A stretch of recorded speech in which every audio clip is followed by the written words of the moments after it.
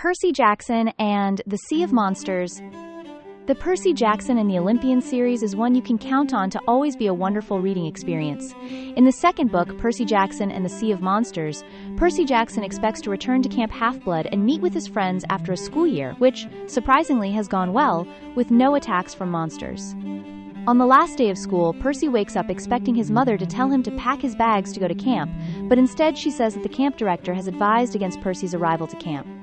Feeling down and defeated, he goes to school, where, for the first time in the entire school year, monsters attack him and wreak havoc, from where a camp friend shows up and takes him to camp after all, where he realizes one of his other camp friends, who was away on a quest, has been trapped by a Cyclops and needs his help to escape.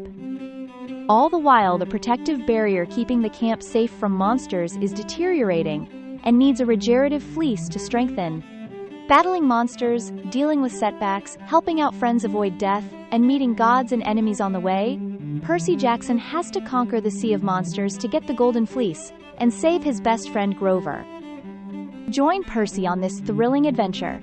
Pick up the Sea of Monsters today and dive into a world where courage, friendship, and destiny collide.